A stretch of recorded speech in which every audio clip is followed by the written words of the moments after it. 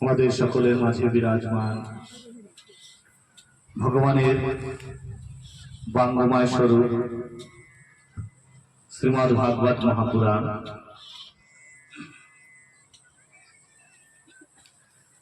সেই অনাদির আদি গোবিন্দ সর্বকারণের কারণ, যিনি এই শ্রীমদ্ ভাগবত মহাপুরাণের মধ্যে প্রত্যেকটি একটা শব্দ রূপে নিজে বিরাজমান রয়েছে, সেই পরম ব্রহ্মময়ের রাতুল চরণ প্রণাম। उपस्थित हमारे परमाराध्य गुरुदेव, सब्सक्राइब कीजिए हमारे YouTube चैनल को और साथ ही बेल आइकन को दबाकर ऑल नोटिफिकेशन पे क्लिक कीजिए हमारी वीडियो सबसे पहले। नीलकंठ महाप्रभु एवं श्रीमा माधुर्यमयी देवी रातुल चरणे जानाई प्रणाम। सत्येर आलो सत्यानंद সেই কৃপাময় রাতুল চরণে রইল প্রণাম। অনাদির আদি গোবিন্দ সর্বকারণের কারণ, সেই রাধা গোবিন্দের চরণে রইল প্রণাম। এই আসরে সকল সময় আবার মস্তক রূপ উপরে সত্তর ছায়া রূপে জানতা হাত দিয়ে দাঁড়িয়ে রয়েছেন শ্রী শ্রী ঠাকুর নীলকান্ত মহাপ্রভুর নিত্য পারিষদ বর্গর প্রধান তিনজন, স্বামী নিত্যানন্দ ব্রহ্মচারী, স্বামী প্রসাদানন্দ ব্রহ্মচারী এবং স্বামী সত্যদেব ব্রহ্মচারী। সেই পরম ভাগবতের রাতুল চরণে রইল প্রণাম। উপস্থিত ঠাকুরের সকল ভক্ত ভক্তা, ভাগবত পিপাসু সকলের রাতুল চরণে রইল প্রণাম। আজ আমরা গোবিন্দের সম্মুখে ভাগবত কথা কীর্তন করার জন্য এবং শ্রবণ করার জন্য উপবেশন হয়েছি। কীর্তন করার জন্য আজ হয়তো ঠাকুর আমাকেই চয়ন করেছে, তাই আপনাদের সম্মুখে বসেছি। আমিও আপনাদের মধ্য থেকে একজন। গোবিন্দর কৃপা হয়েছে, তাই কীর্তন করার জন্য ঠাকুর আমাকে চয়ন করছে। এই হয়তো কথার মধ্যে অনেক কিছু ভুল ত্রুটি থাকবে, হতে পারে আপনারা নিজ গুণে রাজহংসের ন্যায় রাজহংসকে দুধ আর জল মিশিয়ে দিলে জল টুকটু ফেলে দুষ্টুককে গ্রহণ করে, তেমন আপনারা এই কথার মধ্যে যে অমৃত কথা হবে সেটা আমার গোবিন্দর কৃপা জেনে আপনারা গ্রহণ করে নেবেন। আর যাহা কিছু ভুল ত্রুটি থাকবে, বাচালতা থাকবে, সেগুলো এই অধমের জন্য ক্ষমা করে দিবেন।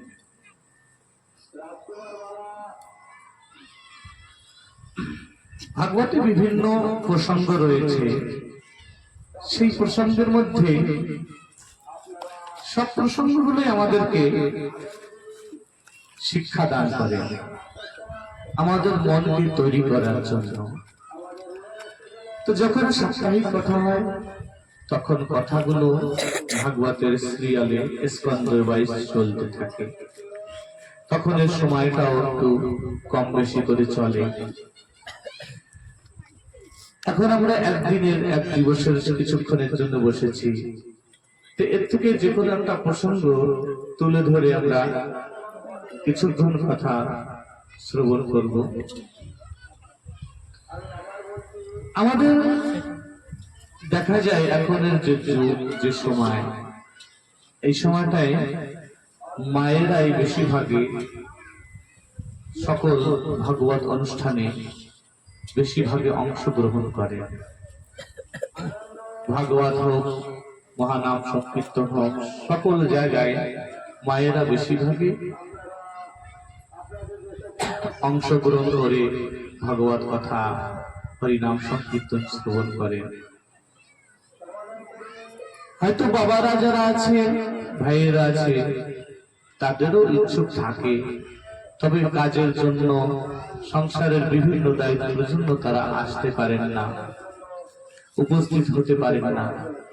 তবে গোবিন্দ যে আমাদের মায়েদের সুযোগ দিয়েছে, এটাই আমাদের প্রতি বড় কৃপা। তাই সেই মায়ের কথা থেকে একটা কথা প্রসঙ্গ মনে পড়েছে যে একদিন ভগবান কপিল দেবকে, ভগবানের যে 24 অবতার হয়েছিল তার মধ্যে একটি অবতার হচ্ছে কপিল অবতার। কপিল অবতারে মা দেবহূতি, মানে কপিল ভগবানের যিনি মা, তিনি একদিন নিজ পুত্রের কাছে এই মায়াময় জগৎ থেকে কি করে ত্রাণ পাওয়া যায়, কি করে এর মধ্যে থেকে আমরা ভগবতমুখী হতে পারি, তেমন কিছু প্রশ্ন করেছিল। আর ভগবান কপিল নিজ মাকে শিষ্য জ্ঞানে তেমন ভাবে জ্ঞান দিয়েছিল। পূর্বে একটু জানি কপিল দেব ভগবানের মাতা পিতার বিষয়। কপিল ভগবান কি করে এই ধরাধামে এলেন লীলা করতে।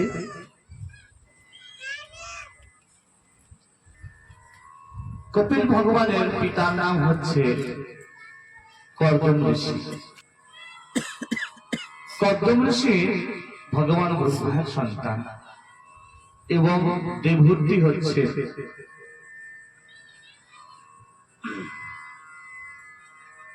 মনু কন্যা। মনু, রাজা মনু 3 জন কন্যা, আকুতি, দেবহূতি, প্রসূতি। তার মধ্যে দেবহূতির বিবাহ কর্দম ঋষির সঙ্গে হয়েছিল।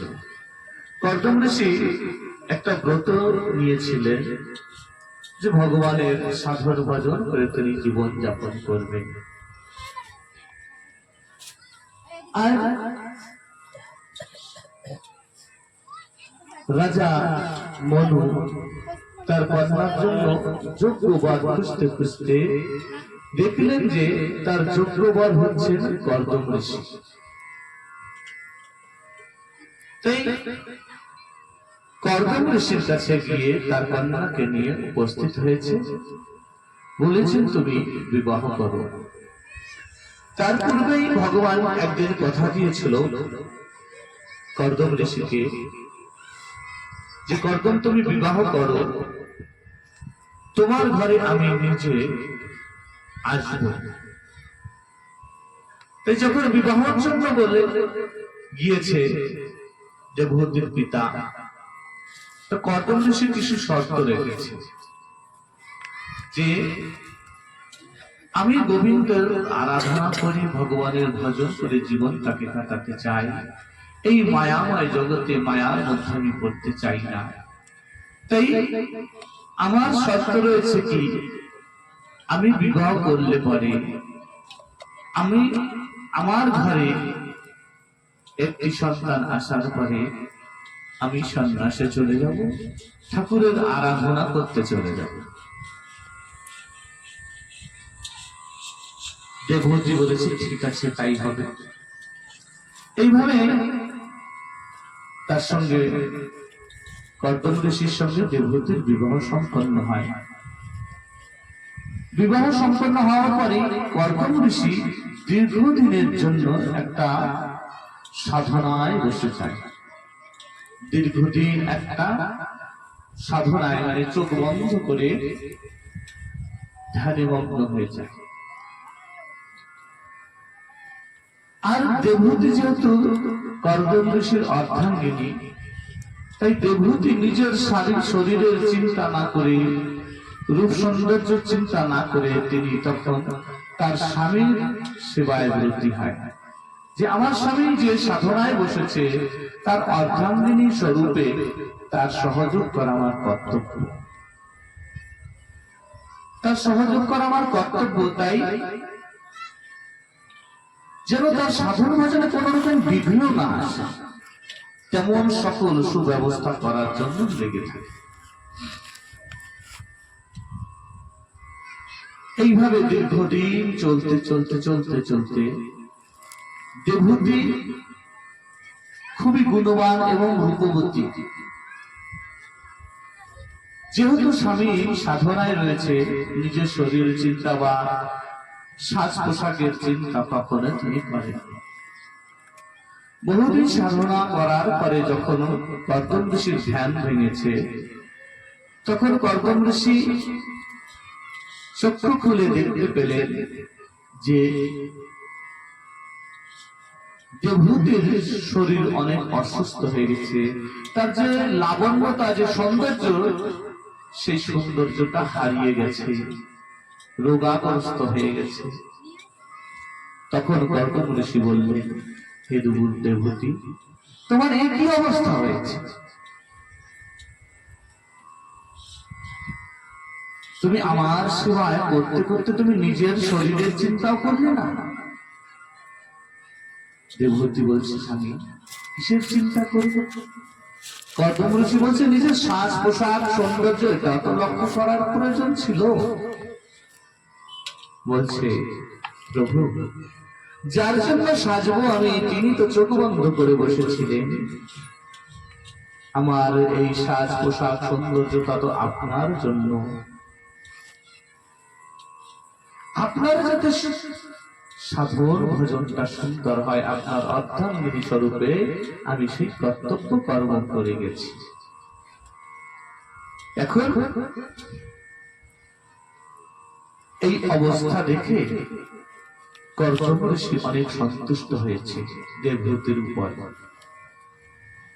সন্তুষ্ট হয়ে বলছে, দেবহূতি, তুমি বর চেয়ে নাও, তোমার সেবায় আমি অনেক সন্তুষ্ট হয়েছি, তুমি যা চাইবে আজ আমি তোমাকে তাই দিব। দেবহূতি বলল, স্বামী, আমি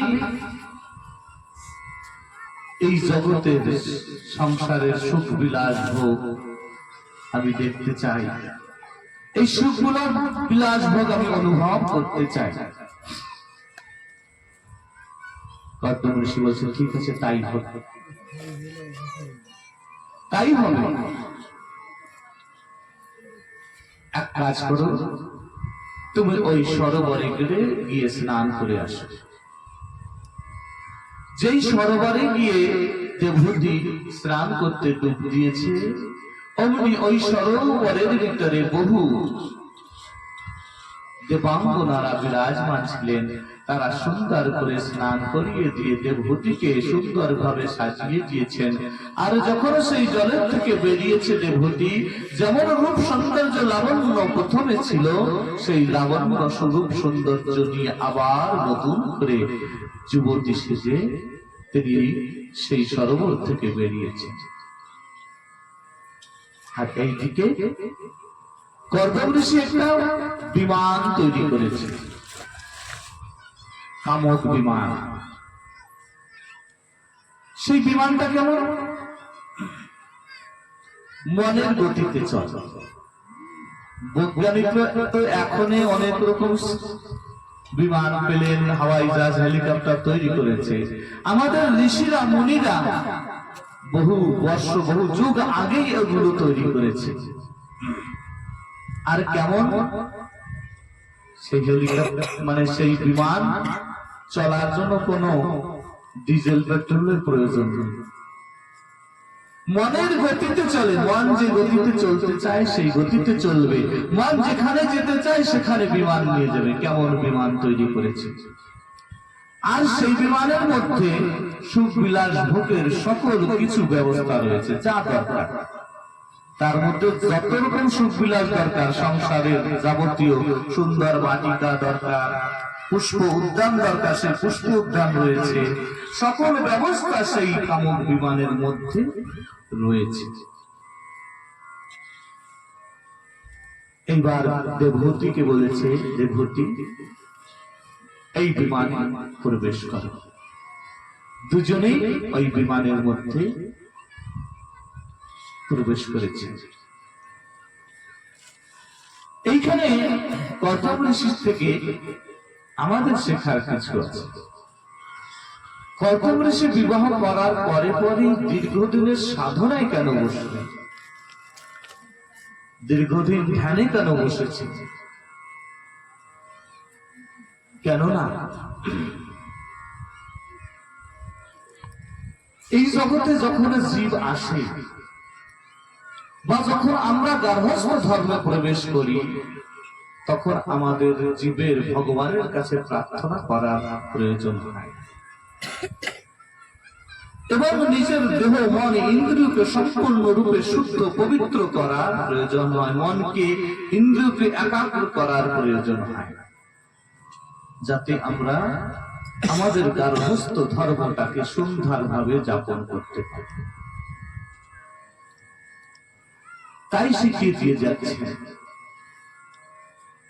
সংসার ধর্মে প্রবেশ করতে গেলে আমাদের ভগবানের কাছ থেকে আদেশ নিয়ে, ভগবানের কাছ থেকে কৃপা লাভ করে সংসার গার্হস্থ্য ধর্মে যদি প্রবেশ করা হয়, তাহলে সেই গার্হস্থ্য ধর্মটা, সংসার পরিবারটা সুন্দর হয়। তো যখন এইভাবে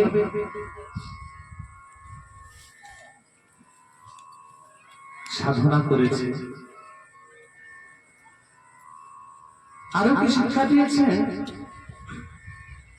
যে যখন আমরা জীব মানে সংসারিক গার্হস্থ্য ধর্মে একটা সন্তান আনি, তার জন্য পরম পিতার কাছ থেকে আদেশ নেওয়া এবং নিজের দেহ মনকে সুন্দরভাবে পবিত্র করা, মানে আমাদের এই দেহ ঘরটাকে পবিত্র করা।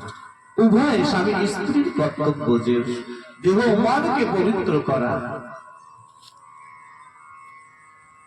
তাই সুকুমার সরকারের একটা গান আছে, ভালোবেসে অবশেষে হয়েছি ভ্রান্ত, পাগল সুকুমার কয় তাই এলো না মোর প্রাণকান্ত। কেমনে আসিবেন সেই শ্রীনীল কান্ত, আমার বাসা ভালো না। বাসা মানে আমাদের ঘর,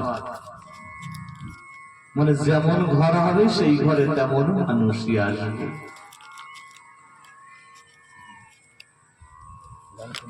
কোন ঘর যদি অপরিষ্কার থাকে, অসুন্দর থাকে, সেই ঘরে কোন মন্ত্রী মিনিস্টার এসে ঢুকতে চাবে?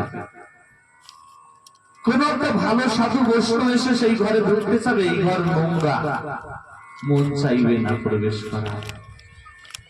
আর কোন সুন্দর জায়গা যদি হয়, যে ঘরটা খুব সুন্দর রয়েছে, সেই ঘরটায় কিন্তু কোন নোংরা মানুষ ঢুকতে ভয় পায় না।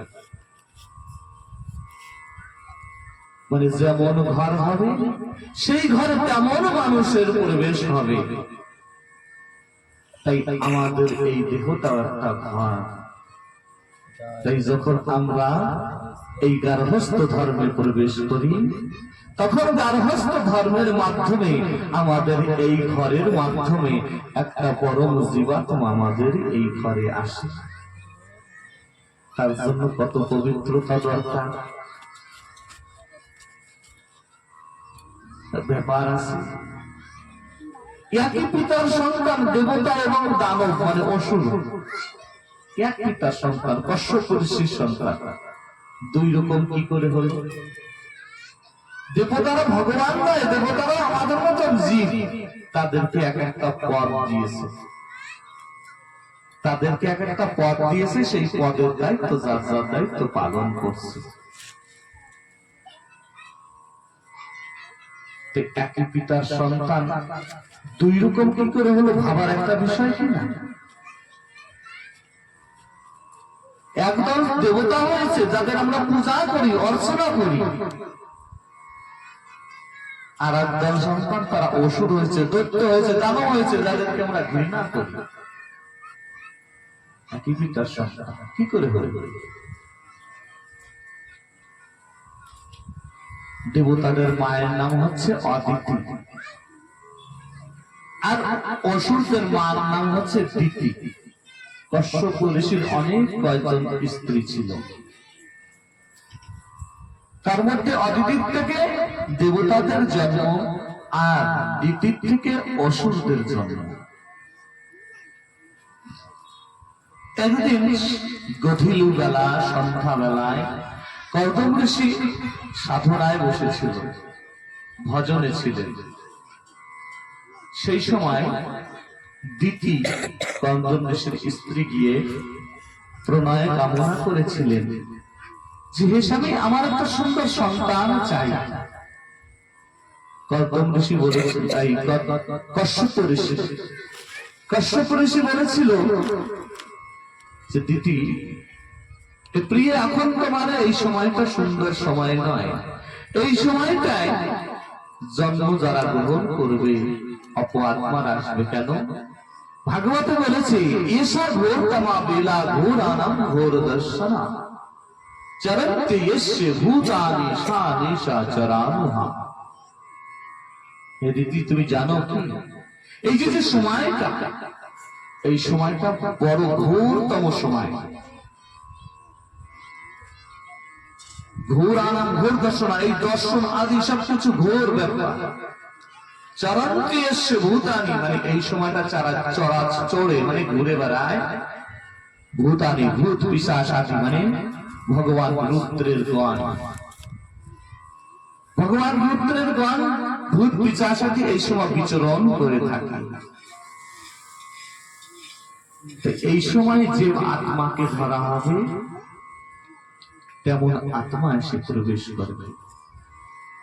এর জন্য শোনা যায় যে অমুককে ভূতে ধরেছে, শুনে থাকবেন যে সন্ধ্যাবেলায় ধরেছে, এই রাত্রে ধরেছে, ভোরবেলায় ধরেছে, তা শোনা যায় না।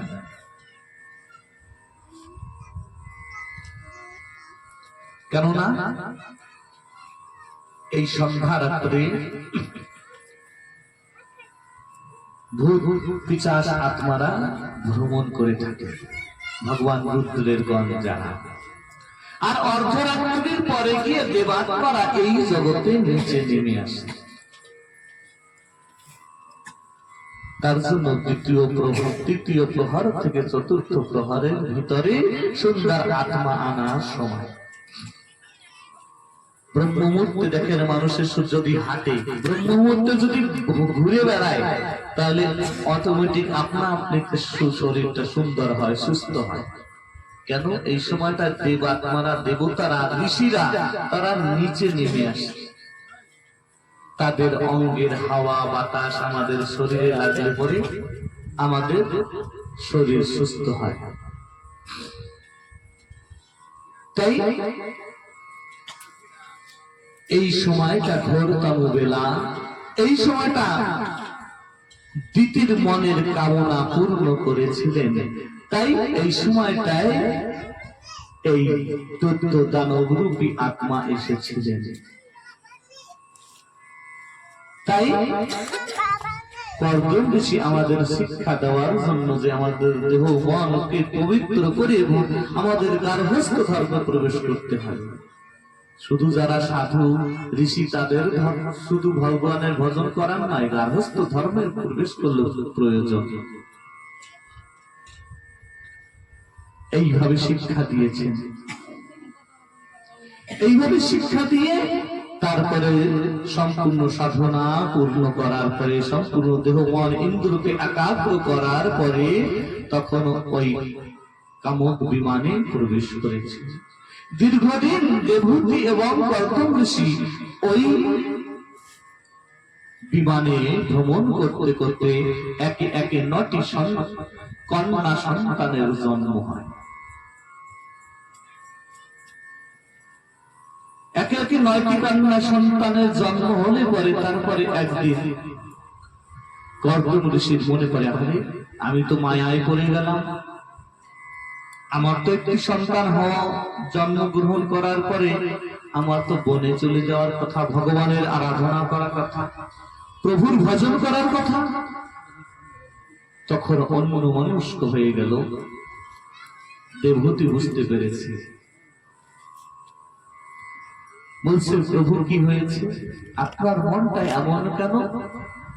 গৌতম ঋষি বলছে, হে প্রিয়ে, আমি তো কথা দিয়েছিলাম যে একটি সন্তান জন্মগ্রহণ করার পরে আমি বনে চলে যাব। দেবহূতি বলছে, প্রভু আমি জানি আপনি চলে যাবেন, আপনাকে আটকাতেও আমি পারবো না,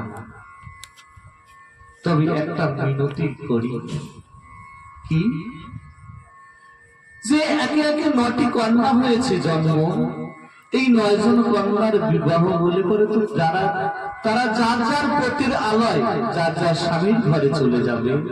আমি তো নাই, আমি তো আবার সেই একা হয়ে যাব।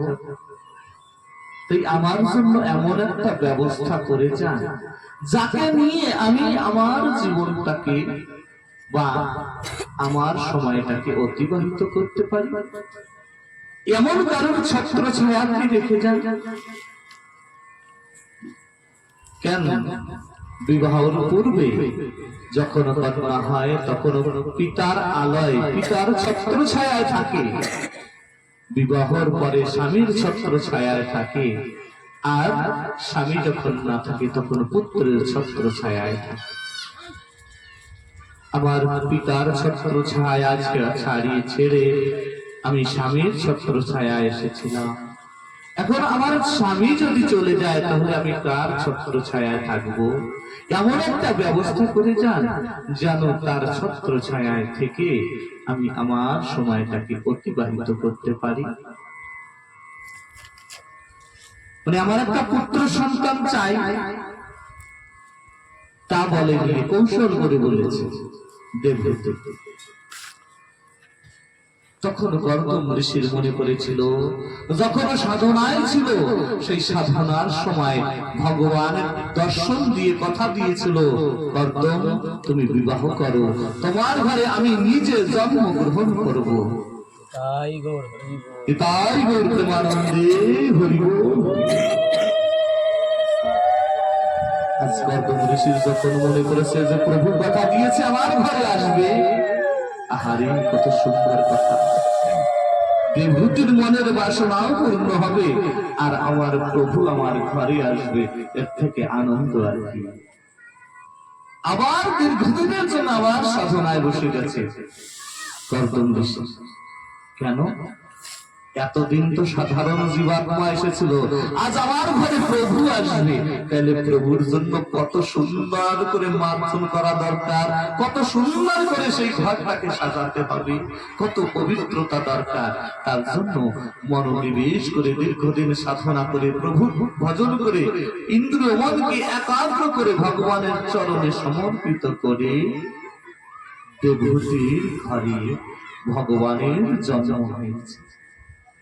দেবহূতির গর্ভে ভগবান এসেছে। ভগবান যখন জন্মগ্রহণ করেছে কপিল দ্বীপ রূপে, দেবহূতির গর্ভের থেকে যখন ভগবান জন্মগ্রহণ করেছে তার নাম রেখেছেন কপিল দেব। প্রজাপতি ব্রহ্মা আমাদের সৃষ্টিকর্তা যিনি, তিনি নিজের 9 সন্তানকে নিয়ে, ঋষি সন্তানকে নিয়ে ভগবানের দর্শন করার জন্য এসেছে। আজ আমার গোবিন্দ এই ধরাধামে নিজে মানুষ দেহ ধারণ করে এসেছে ভগবানের একটু দর্শন করে আসে।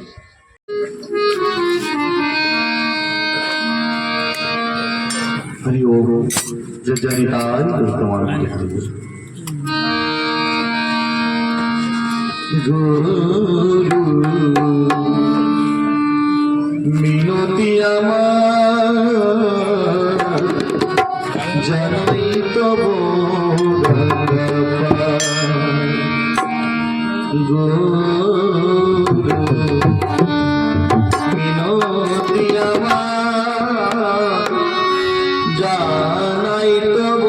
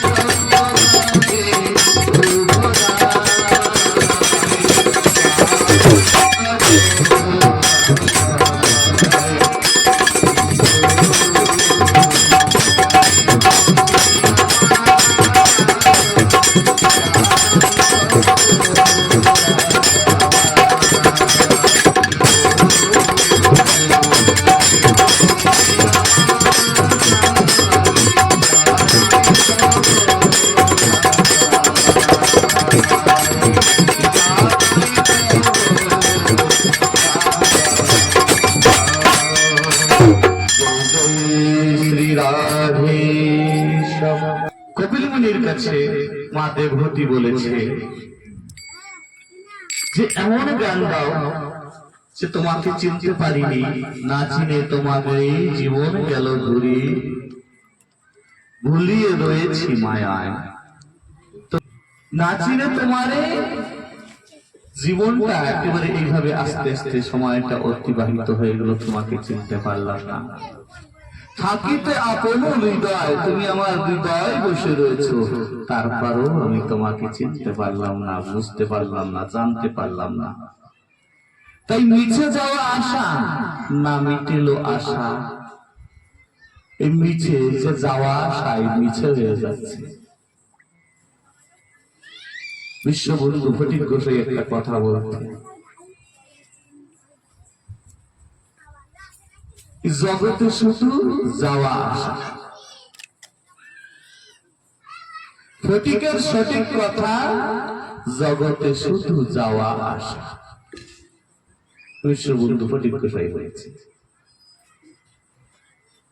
যদি ভজন না করা হয়, সাধন না করা হয়, তাহলে শুধু যাওয়া আসাই, যে আসলাম আমাদের এইভাবে সময়টা কাটি, আবার আবার চলে যেয়ে আবার আসতে হবে, চলে যাবে আসতে হবে, এই যাওয়া আসাই হবে, নিচে যাওয়া আসা। যদি ভগবানের ভজন করা হয় তাহলে ভগবানের চরণ পাওয়া যাবে, নিজ ঘরে ফিরে যাওয়া যাবে। আমরা সবাই মায়ায় ভুলে রয়েছি। তাই মায়া আধার হতে তরাতে তরিতে কে গো আর আছে যদি। এই মায়া আধার হতে তরানোর জন্য, পার করার জন্য একমাত্র গুরুদেব আছে, যিনি আমাদের সেই গুরু রূপের জ্ঞান প্রদান করে, গুরু শক্তি আমাদের ভিতরে প্রবেশ করিয়ে দিয়ে আমাদেরকে ভগবানকে চিনিয়ে দেন, বুঝিয়ে দেন।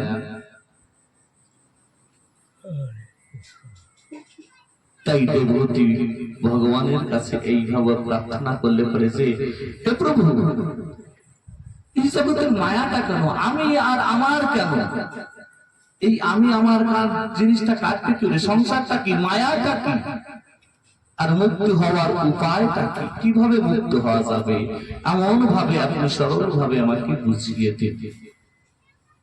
তো যখন দেবতীকে প্রশ্ন করেছে ভগবানের কাছে, এই সংসারে মায়া কেন, এই মায়া থেকে মুক্ত হওয়ার উপায় কি, আর যে এই যে আমি আমার এগুলো করে বেড়াচ্ছি, এগুলো থেকে মুক্ত হওয়ার উপায় কি, কারণটা কি? তখন ভগবান কপিল দেব বলছে, মা, এই মায়ার কারণ কি জানো? এই আমি আমার, এর কারণ হচ্ছে একমাত্র মন। সব কিছুর কারণ হচ্ছে মন। এই মন যদি ভাবে যে ওটা আমার না, তাহলে আর মনের কোনো ব্যাপার নেই। মন যদি ভাবে যে ওটা আমার, তখন বড় মায়া।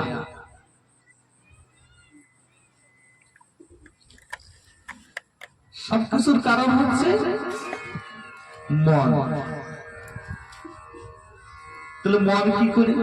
গীতায়ও সেই কথা ভগবান বলেছে যে, অর্জুন, এই জগতের এই মায়ার কারণটা হচ্ছে একমাত্র মন। এই মন যদি ঠিক হয়ে যায় তাহলে সব কিছু ঠিক হয়ে যায়। মন যদি ঠিক হয়ে যায় তাহলে মানুষ মুক্ত। এই মনের বান্ধনে মানুষ রয়েছে। তাহলে মনটা কেমন ভাবে?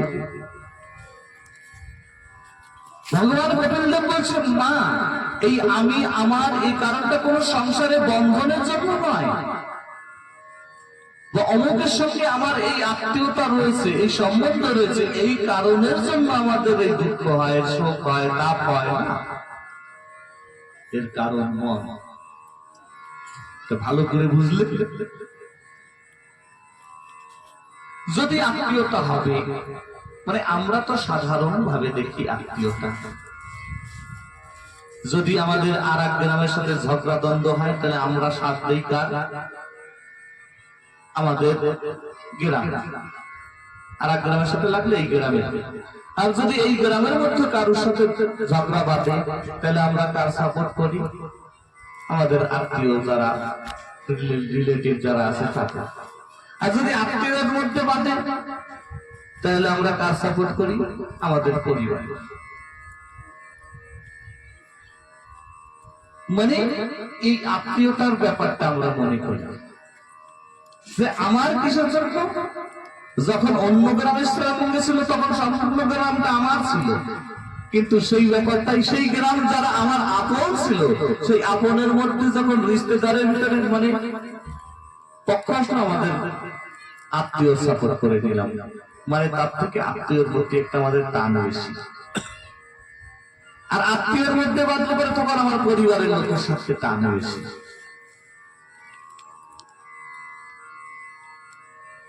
শুধু এই কারণের জন্য আমরা দুঃখ সুখ পাই না। এর কারণটা মন, কারণ হচ্ছে মন, মানে আমাদের মনের যে ওর সঙ্গে গভীরত্ব, মানে মনের একটা আকর্ষণ। এই কারণের জন্য আমরা তার সাপোর্ট করি। দেখা যায় আমাদের দুঃখ শোক তাপ আসে, যখন অনেক বড় দুঃখ আসে, দুঃখের পাহাড়ে আমরা ভেঙে পড়ি, তো ওই দুঃখের থেকে পার হতে পারি না।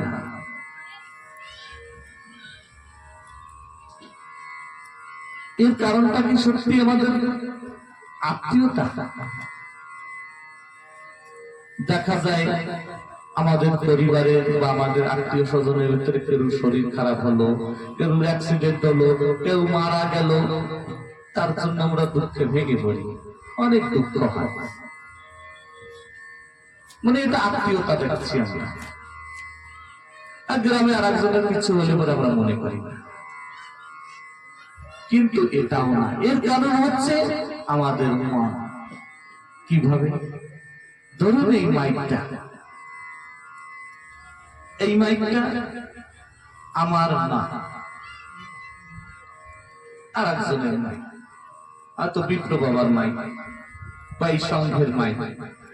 এই মাইকটা যদি খারাপ হয়ে যায়, তাই আমার কিন্তু কোন রকম দুঃখ কষ্ট লাগবে, তার বিপ্র বাবার লাগবে। কেন? কষ্ট করে তৈরি করেছে, এর সঙ্গে তার একটা আপনত্ব রয়েছে। আর এই মোবাইলটা ধরুন আমার, খারাপ হয়ে গেল, অন্য কারোর কিন্তু তেমন কষ্ট লাগবে না, আমার লাগবে। আমার মানে এটাকে আমি আমার মনে করি, মানে এটার জন্য আমার কেন কষ্ট লাগলো না, এই মাইকটার জন্য আমার কেন কষ্ট লাগলো না? কেন? এই মাইকটার সঙ্গে আমার আপনত্ব বোধ নেই।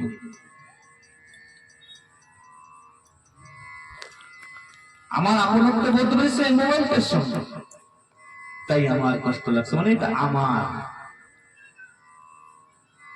এটার ভিতরে মনের কারণ।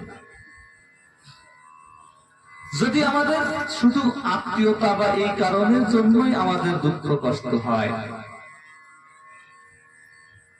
না, আমাদের গভীর প্রীতি তার সঙ্গে এইরকম। যদি আত্মীয়তা হয় তাহলে আরো একটু ভালোভাবে দেখি, এক পরিবারে 4-5টি ভাই হয় না, 4-5 ভাই, 4-5 বোন। তো কোন কোন জায়গায় দেখা যায় এমন পরিবারের দ্বন্দ্ব, এক মায়ের গর্ভে জন্ম হয়েছে, মানে 4-5 ভাই এক মায়ের গর্ভ থেকে জন্ম হয়েছে, এর থেকে আপন আত্মীয়তা এই জগতে আর কেউ নেই।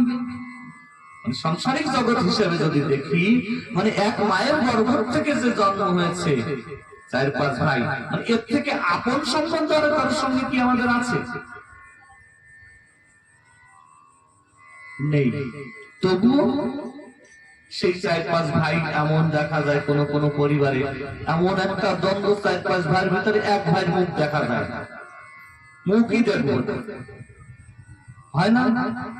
অনেক অনেক গ্রামে এরকম আছে, ওর মুখ দেখবো না, ওর সঙ্গে কথা বলে না, ওর বাড়ি যায় না। যদি ওই লোকের ক্ষতি হয় তার একটু আনন্দ হয় মনে, তার যদি শরীর ব্যাধি হয় তখনও কষ্ট হয় না। এমন এমন পরিবার তো আছে, সে মারা গেলেও কোনো দুঃখ লাগে না, ভালো হয়েছে আপদ গেছে। অনেক সময় এমন ভাবনা কারণ কারণ হয়ে বসে, মানে এমন একটা দ্বন্দ্ব। আচ্ছা, যদি আত্মীয়তা কারণ হবে বা সম্বন্ধ কারণ হবে, তাহলে ওই ভাইটার জন্য আমার কেন দুঃখ লাগলো না যে আমার এক ভক্তের সঙ্গে তার সম্বন্ধ, আমার বাড়ির পাশে থাকে, সেই ভাইটার জন্য কোনো সময় চোখেও জল আসলো না, দুঃখ মনে কোনো সময় লাগলো না। কেন? আত্মীয়তা কারণ নয়। কারণটা কি? ওই ভাইটার সঙ্গে সেই আমার যে মনের প্রীতি বাঁধন বা মনের যে আকর্ষণ টান, সেই টানটা না, সেই টানটা কোথা থেকে যেন ছিন্ন হয়ে গেছে। মানে মনের ব্যাপার, তো মনের টান ওই ভাইয়ের সঙ্গে নাই, যার জন্য আমাদের দুঃখ হচ্ছে। আবার দেখা যায় এমন একটা ব্যক্তি আছে গ্রামে বা অন্যত্র কোথাও, কোনো গ্রামে হোক, সেই লোকের সঙ্গে কিন্তু তোমার কোনো আত্মীয়তা নাই, কোনো রিলেটিভ নাই, কোনো রক্তের সম্বন্ধ নেই। সেই লোকটা যদি মারা যায়, কোনো ক্ষতি হয়, তো মনে বড় কষ্ট লাগে। হারি, লোকটা কত সুন্দর ছিল, কত সুন্দর গান করতো, কত সুন্দর ভাগবত বলতো, কত সুন্দর ঠাকুর সবাই আসতো, ভাগবত শ্রবণ করতো, দুঃখ লাগে না? তার সাথে সম্বন্ধ নেই, কেন তার জন্য এমন মনে লাগলো? কখনো কখনো তো এমন হয় তার সঙ্গে কোনোদিন দেখাই হয় নাই, তবুও তার জন্য আমাদের মনে একটা বেদনা জাগে, দুঃখ জাগে। কেন? তার কথা শুনে এমন তার সঙ্গে একটা আমাদের মনের আকর্ষণ, প্রীতির বাঁধন হয়ে গেছে।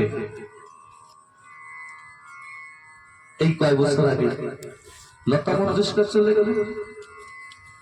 কোকিল কণ্ঠ যিনি লতা মঙ্গেশকর ছিলেন, খুব সুন্দর গান করতেন, তাকে কিন্তু আমি কোনোদিন দেখিনি। যেদিন তিনি চলে গেলেন সেদিনটায় যখন শুনেছি যে লতা মঙ্গেশকর চলে গেছে, তখন হঠাৎ যেন কেমন একটা আমার ঝটকা লেগেছে। মানে আমার নিজের কথা বলছি, আমার নিজের মনে কেমন যেন একটা ঝটকা লাগছে, কেমন যেন একটা মনে কষ্ট লাগলো। লতা মঙ্গেশকরকে কিন্তু আমি দেখিনি, তার সঙ্গে কথা বলিনি, তার সঙ্গে আমার কোনো সম্বন্ধ নেই, তবুও মনে একটা কেমন যেন বেদনা জাগলো। আপনি এত সুন্দর লোকটা চলে গেল কেন? তার গানের সঙ্গে, তার জীবনের সঙ্গে আমার একটা এমন প্রীতি, যে এত সুন্দর লোকটা ছিল। মানে কারণটা আমার মন, মানে আমার মনটা তার জীবনের সঙ্গে, তার গানের সঙ্গে জোড়া রয়েছে। মানে যেখানে আমার মন যার সঙ্গে যেমন ভাবে জোড়া রয়েছে, তার জন্য ততটা কষ্ট দুঃখ হয়। তাই ভগবান কপিল বলছে, মা সবকিছুর কারণ মন, ওই মনকে সরিয়ে নাও, সেই বন্ধন থেকে মনকে মুক্ত করে দাও, দেখবে তার জন্য কোনো কষ্ট হবে না। সে তোমার আত্মীয় হোক, স্বজন হোক, আপনজন হোক, যেই হোক, সে কোনো বস্তু হোক, কোনো ব্যক্তি হোক, তার থেকে তোমার মনটাকে সরিয়ে নাও। তবে মনটা সরানো এত সহজ নয়, মনটাকে সরানো এত সহজ নয়। তাহলে কি করে সরানো লাগবে? কি করে সরানো যাবে মনটাকে?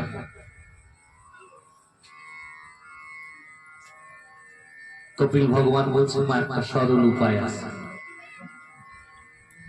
সরল উপায় সাধু সঙ্গ করো, সৎসঙ্গ, সৎসঙ্গ করো, সাধু সঙ্গ করো, তাহলে দেখবে তোমার মনটা আপনা আপনি ওর থেকে দূরে সরে যাবে। তুমি সর্বজীবের মধ্যে সমান দৃষ্টিতে দেখার চেষ্টা করো। এই সমান দৃষ্টিটা কি করে আসবে? সমান দৃষ্টি সবাইকে যখন সমান দৃষ্টি দেখবে, তোমার মনটা সবার প্রতি হয়ে যাবে। তাই দেখবা, শুধু তোমার পরিবারের লোকজনের যদি কারো দুঃখ হয় বা কারো ক্ষতি হয়, যেমন লাগে পুরা গ্রাম যদি তোমার আপনজন হয়, সম্পূর্ণ গ্রামটা তোমার যদি আমার নিজের পরিবার মনে করো, তাহলে দেখবে এই পরিবার, গ্রামের কোন পরিবারের যদি কারোর কোন রকম অসুবিধা হয়, তোমার হৃদয় বেদনা জাগে। এই সম্পূর্ণ গ্রামটাকে পরিবার মনে করলে, গ্রামের কারোর যদি আনন্দ হয়, তার আনন্দে তোমার আনন্দ হবে, তার দুঃখে তোমার দুঃখ হবে। কেননা সম্পূর্ণ গ্রামটা তোমার নিজ পরিবার হয়ে যাবে।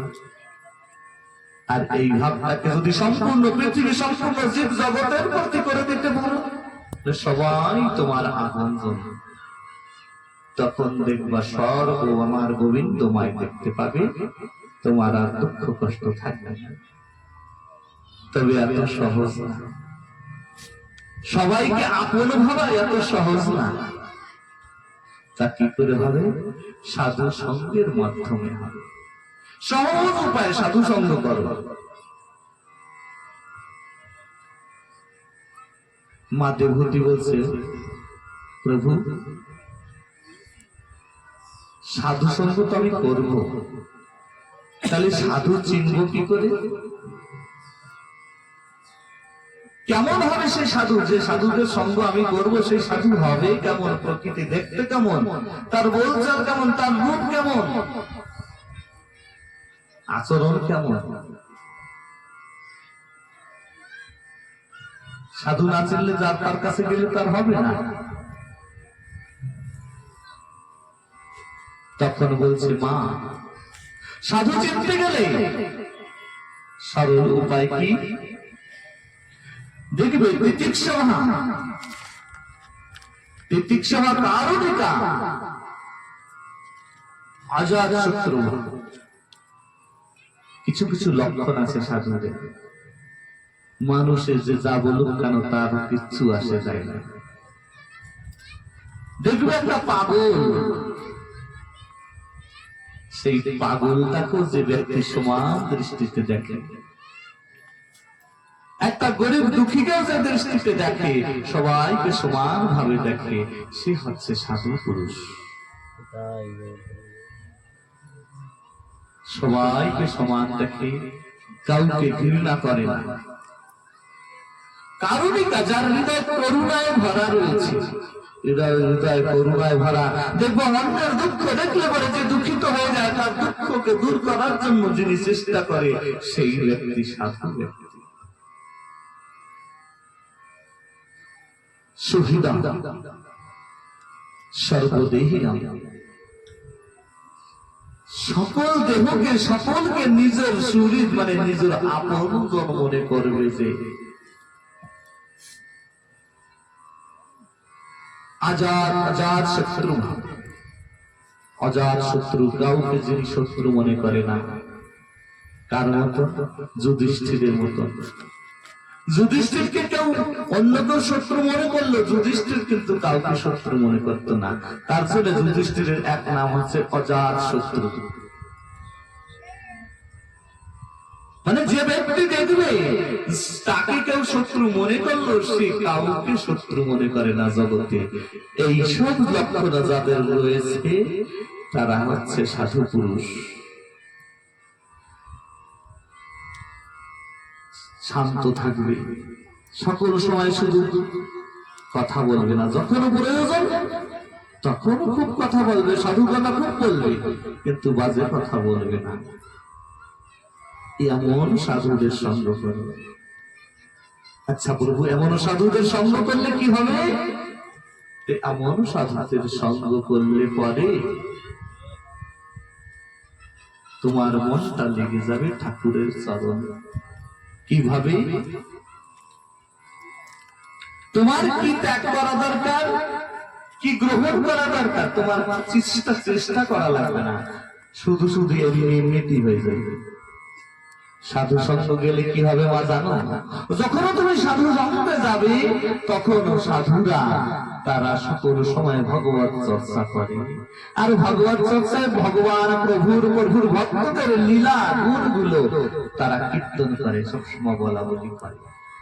তো ভগবানের লীলা, ভগবানের ভক্তের লীলা যখন শ্রবণ করবে, তোমার হৃদয় একটা ভাব জন্মাবে। কেমন? যখন বলবে যে ভগবান শ্রীকৃষ্ণ দেখো কত সুন্দর, কনিষ্ঠ আঙ্গুলের উপরে গিরি গোবর্ধন ধারণ করেছে, আহা কত সুন্দর রূপ, সেটা তুমি চিন্তা করবে। এতটুকু বয়সে ভগবান এত সুন্দর লীলা করলো, না জানি এরপরে কি লীলা করেছে। তুমি যখন বাড়ি চলে যাবে না, বাড়ি যাওয়ার পরে তোমার মনে থাকবে কালকে কোন সময় আমি ঠাকুর সঙ্গে সাধু সঙ্গে যাব, কারণ এরপরে ভগবান কি লীলা করেছে আমার শুনতে হবে। শোনার জন্য তুমি কি করবা? যত কাজ আছে বাড়িতে, কেমন এমন একটা আকর্ষণের লীলা শুনতে শুনতে হবে। যত কাজ আছে তোমার বাড়িতে, সকল কাজগুলো তুমি জলদি জলদি পূর্ণ করার চেষ্টা করবা। যে অমুক সময় ভাগবত হবে, ওই সময় আমার যেতেই হবে, যে কাজগুলো আছে পূর্ণ করে যেতে হবে। কেমন? এই যে মায়েরা সিরিয়াল দেখে না টিভিতে, বাবারাও দেখে, অনেকে সিরিয়াল দেখে, যার যে সিরিয়ালটা ভালো লাগে, বা অনেক সময় রামায়ণ হয়, মহাভারত হয়, এই সিরিয়াল গুলো কৃষ্ণ লীলা হয়, সেই সিরিয়াল গুলো দেখে। বা কেউ সিনেমা দেখে, সিনেমা মানে ফিল্ম, আদা দেখলো, আধা দেখার পরে কোনো একটা কাজে এমন ভাবে ব্যস্ত হয়ে গেল, ওই আধা দেখা হলো না। তারপরে যে কাজ করতেছে সেই কাজের মধ্যে ওই যে সিরিয়াল দেখেছে ওইটা বারবার ভাসতেছে। কি হলো, কিভাবে করলো, এরপরে কি করবে, এরপরে শত্রুটাকে কিভাবে দমন করেছে, চিন্তা সারাদিন পরে কোন সময়টা বের করা যায় ইউটিউব দেখার জন্য।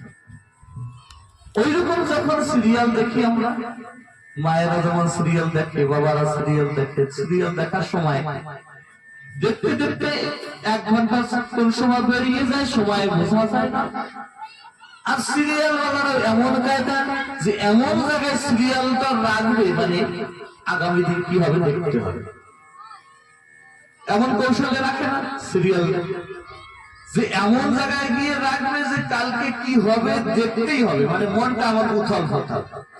যে কাজ করি না কেন কাজের মধ্যে ওই সিরিয়ালের ভাবগুলো ঘুরতেছে, কারণ যেগুলো দেখেছি সেগুলো ভাবনায় ঘুরছে, এরপরে কি হবে, কালকে কি হবে, কি হবে, এই চিন্তা।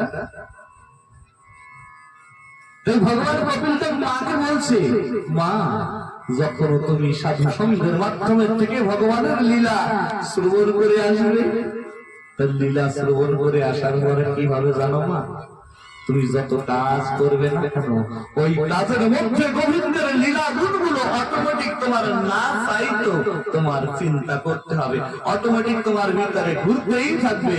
তাই গৌর প্রেমানন্দে হরি বল হরি বল। না চাইতেও মানে তোমার চাওয়া লাগবে না যে তুমি চিন্তা করবে, তুমি ভেবে চিন্তা করবে, ভাবার দরকার পড়বে না। তুমি যে ওই যে শুনে আসছো ওই কথাগুলো অটোমেটিক তোমার দিমাগের ভিতরে ঘুরতে থাকবে সকল কাজের ভিতরে। আর কি হবে, ওই চিন্তার মধ্যে তোমার যতক্ষণ ঠাকুরের চিন্তা থাকবে ততক্ষণ তোমার বাজে চিন্তাগুলো আস্তে আস্তে দূর হতে থাকবে। কিছুটা সময় ঠাকুরের চিন্তায় ভগবানের লীলার চিন্তায় নিয়ে নিচ্ছে, ওই সময়টা আস্তে আস্তে কম হতে থাকবে বাজে চিন্তা থাকবে। আর একটা কি হবে, প্রত্যেকদিন তুমি যত কাজ করবে সেই কাজটাকে ফেলে, যেমন টিভি দেখতে দেখতে সিরিয়াল 2টার সময় শুরু হবে কি 3টায় শুরু হবে, যে টাইমটা যে সিরিয়ালটা যে ভালোবাসে সেই সময় টিভির সামনে বসার জন্য ঘরের যত কাজ আছে সব জলদি জলদি সামনে করে টিভির সামনে গিয়ে বসি আমরা না, টিভির সামনে গিয়ে বসি যে রামায়ণ হোক মহাভারত হোক, আহারে কৃষ্ণ লীলা ওই পর্যন্ত হয়েছিল, কৃষ্ণের লীলা দেখতে হবে, রামায়ণটা দেখতে হবে ওই পর্যন্ত। তো সব কাজগুলো আমরা জলদি জলদি সমাপন করে টিভির সামনে বসি। যদি কোনো কাজ এমন থাকে যে টিভির সামনে বসে করা যায় তেমন কাজ নিয়ে হয়তো বসি, কিন্তু বহিরঙ্গ কাজগুলো আমরা জলদি সমাপন করি, মানে সময়টা আমরা অন্যভাবে ব্যবহার করা শুরু করে দিলাম। তাই মা যখন ওইভাবে চিন্তা করবে কোন সময় ভাগবত হয় সেখানে তোমার যাওয়ার জন্য মন উঠাবলা হবে, আর তুমি ওই সময়টা বের করবে। আর কোন কাজটায় তোমাকে বাধা দেয় ঠাকুরের সঙ্গ করতে সেই কাজটাকে তুমি আস্তে আস্তে ছেড়ে দেবে। মানে ত্যাগ তোমার চেষ্টা করে ত্যাগ করতে হবে না, অটোমেটিক তোমার ওই যে ভগবান চিন্তায় আর ভগবানের ওই রূপ লীলা গুণের শ্রবণে কর্ণ মাধ্যম থেকে হৃদয় যে এত ভালো লাগছে, ওই আকাশ শুনে তোমার এই সকল কাজগুলাকে বাদ দেওয়ার অটোমেটিক চেষ্টা করবে। বাজে কাজগুলো মনটাকে এমন আকর্ষণ হবে যে তুমি যাওয়ার জন্য ওই কাজটাকে বাদ দেবে, ত্যাগ অটোমেটিক ত্যাগ হয়ে যাবে। বৈরাগ্য অটোমেটিক এই সম্পূর্ণ জগতের মানুষের থেকে মনটা উঠে যাবে, সবাই সমান দৃষ্টি হবে। কি করে? তো ভগবান তো সবাইকে সমান দেখে, সকলে জীব তোমার ভগবানের অংশ, ভগবানের জীব জগৎ এই দেখলে পরে তোমার হৃদয়ের ভিতরে আস্তে আস্তে সবার প্রতি সমদৃষ্টি ভাব তৈরি হবে। তোমার ভাবার জন্য চেষ্টা করা লাগবে না, সবাইকে আপন ভাবার চেষ্টা করা লাগবে না, শুধু শুধু সাধু সঙ্গে তোমাকে সবাইকে সমদৃষ্টি করা শিখিয়ে দেবে। বলে এত সুন্দর আর কিছু কি আছে? আর আস্তে আস্তে ত্যাগ বৈরাগ্যের মাধ্যমে তুমি ভগবানের সঙ্গে এমন জুড়বে তখন তোমার ভগবানের কথা ছাড়া আর ভালো লাগবে না। আর যখন তোমার সঙ্গে অন্য কেউ আসবে তার কাছেও তুমি ভগবানের ওই লীলা গুণগুলো কীর্তন করবে, অপরেরও কল্যাণ হবে। তোমার সময়টা দেখবে আস্তে আস্তে ভগবত মুখী হয়েই কাটবে। একদিন ওই ভগবত চিন্তা করতে করতে যেদিন তোমার দেহ প্রাণ পাখি উড়ে যাবে সেদিন ওই তোমার গোবিন্দর চরণে তোমার মন প্রাণটা লেগে তোমার জীবাত্মাটা গোবিন্দর চরণে বিলীন হয়ে যাবে। জয় জয় নিতাই গৌর প্রেমানন্দে হরি হরি। তাই কত সুন্দর সুযোগ, মানে এর থেকে সরল সুযোগ আর নেই মা। ভগবান কপিল দেবের এই কথাগুলো শ্রবণ করে, এই কথাগুলো সকলে শ্রবণ করে দেবহূতি মা আরো অনেক অনেক অষ্টাঙ্গ যোগ, প্রণাম, বিভিন্ন জ্ঞান দিয়েছিল। মা দেবহূতি ভগবানের চিন্তা করতে করতে একদিনের নিজের দেহকে এমন করেছে সম্পূর্ণ দেহটা জল হয়ে সমুদ্রের সঙ্গে মিশে গেছে। ভগবান কপিল দেব সমুদ্রের মধ্যে গঙ্গা সাগরে, যেখানে পশ্চিমবঙ্গে গঙ্গা সাগর হয়, ওই গঙ্গা সাগরের মধ্যে গিয়ে উনি বসে ভগবানের আরাধনা ভজনে মেতে গেছে। এই সংসারটা মায়াময় জগৎ, এর থেকে মুক্ত হওয়ার জন্য এর থেকে সরল আর উপায় নেই, মানে সাধু সঙ্গ।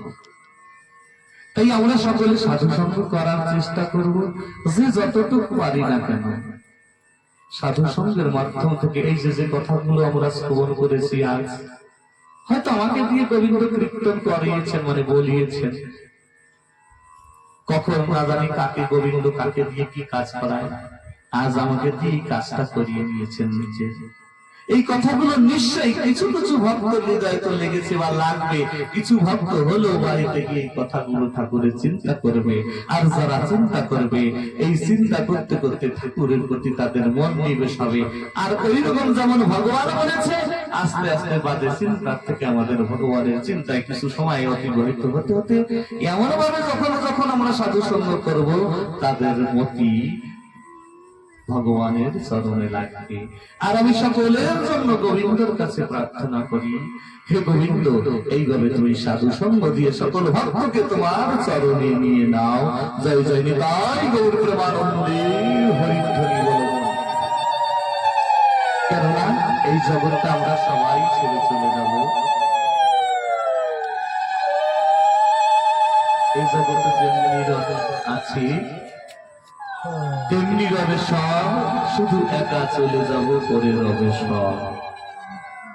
একটা ভজন করি, তারপরে নাম করে সাঙ্গ করি। এই জগতে যেমনি আছে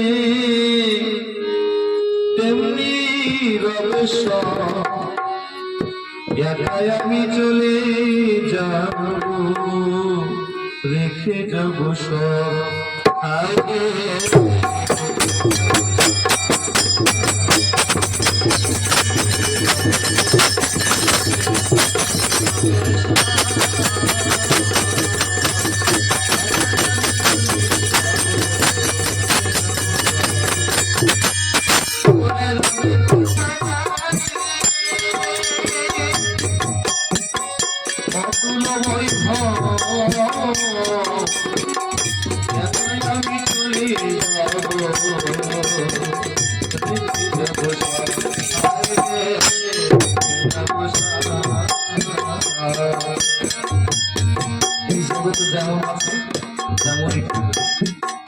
শুধু একা চলে যাবো, আমার সঙ্গে কেউ যাবে না, আমার সঙ্গে এই দেহ যাবে না।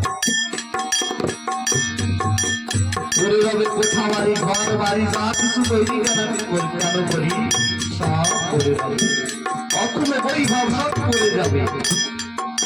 একা শুধু চলে যাব, সব করে যাবে। তাই কি করতে এসেছিলাম?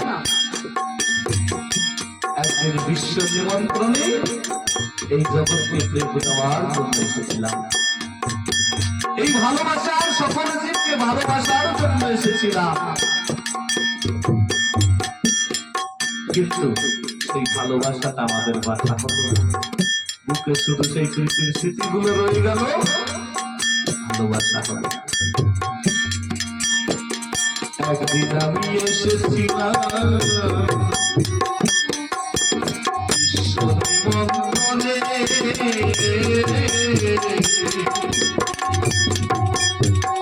ভালোবাসার প্রীতির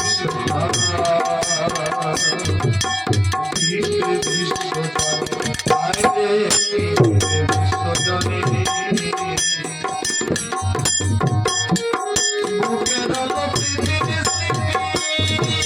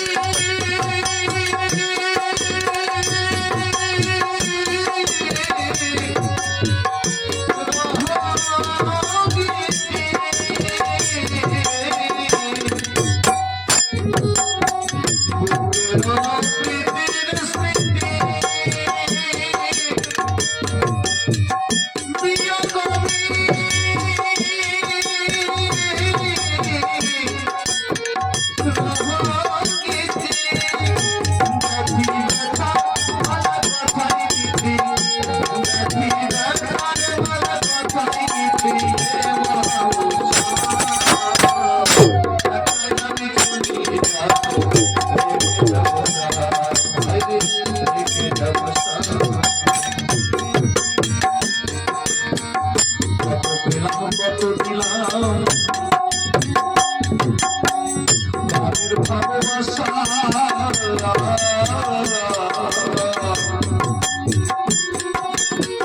তবু বুঝি মিটিল না অন্তরের পিপাসা রে অন্তরের পিপাসা কত পেয়েছি এই জগতে আর কতই না দিয়েছি প্রাণের ভালোবাসা তবুও মেটেনি আমাদের অন্তরের পিপাসা শুধু বুকে বৃদ্ধির স্মৃতি রয়ে গেল কত পেলাম কত ভালোবাসা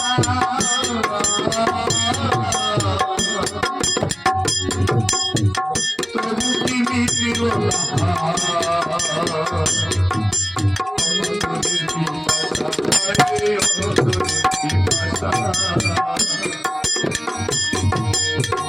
ভালোবাসার শেষ খানি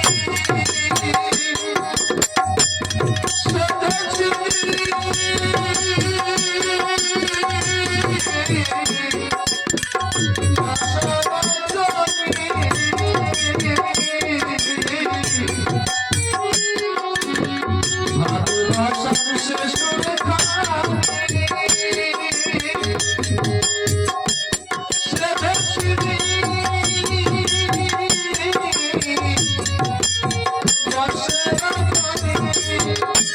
এবার হয়ে শেষ ভুজাঙ্গিনী এবার হয়ে শেষ ভুজাঙ্গিনী আসিল একাই আমি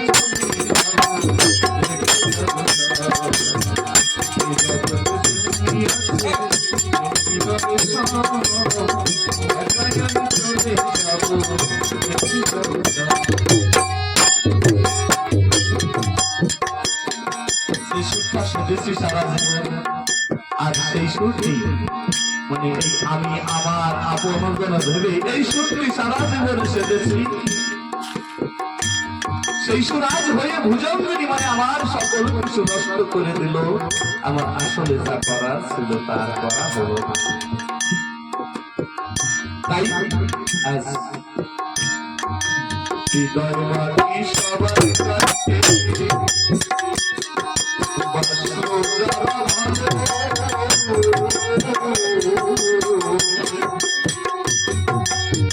যাওয়ার পথে কালো রাতে পাই বাংলার বাইরে পাই তাই আমরা কিছু করা হলো না সকলের কাছে হৃদয় মাটি যাওয়ার পথে যেদিন আমি চলে যাবো সেই যাওয়ার পথে কালো রাতে আধার রাতে অন্ধকারে যেন তার আলো পাই সেই গোবিন্দকে যেন দেখতে পাই অন্ধকার রাত্রে যখন আমি আমার দেহ ছেড়ে আমার প্রাণ পুড়ে যাবে সেই সময়টা যেন অন্ধকারে কোনো গভীর জঙ্গলে যেন হারিয়ে না যায় সেই সময় যেন আমার গোবিন্দের আলো দেখতে পাই আর সেই আলো দেখে যেন আমার গোবিন্দের কাছে যেতে পাই হৃদয় মাটি সবার কাছে বাসনারা ভালো যাওয়ার পথে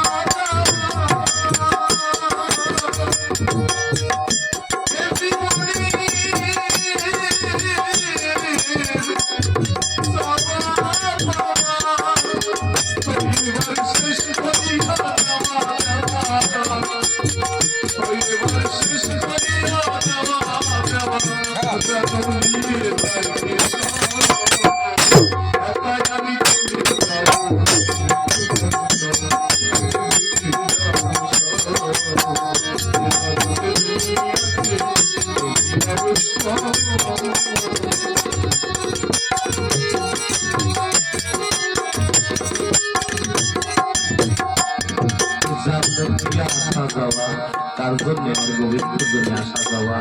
এই জীবনের যত চাওয়া পাওয়া একমাত্র তার জন্যই, তার নাম করার জন্য আসা। যেন সকল কিছু চাওয়া পাওয়া সকল কিছু যেন শেষ করে দিয়ে আমার কেশব আমার গোবিন্দ যেন তার চরণে নিয়ে যায়। কারণ হতে প্রাণের কথা